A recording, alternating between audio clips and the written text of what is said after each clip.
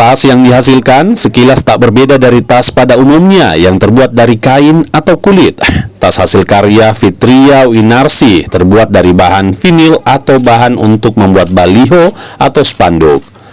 Tas buatan Fitria Winarsi memakai brand Daur sesuai dengan kampanye lingkungan. Belum setahun usaha ini dijalankan, warga Kompleks Graha Lestari Makassar ini menjadikan rumahnya sebagai tempat produk tas-tas hasil daur ulang limbah spanduk dan baliho. Fitria Winarsi dibantu 5 orang pekerja yang setiap hari mengumpulkan spanduk dan baliho bekas promosi di Kota Makassar dan Kabupaten Goa.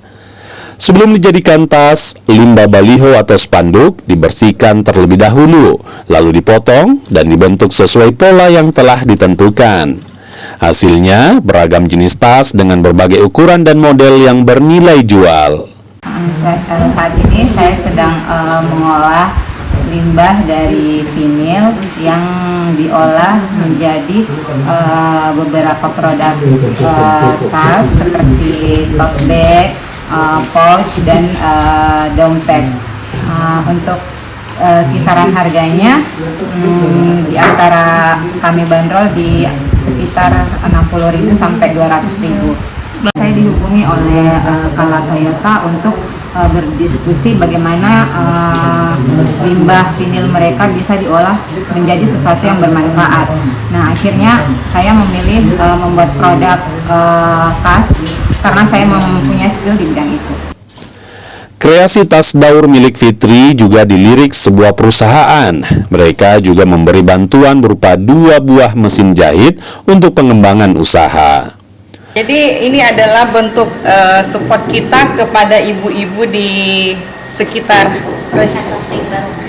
Tasning Baru.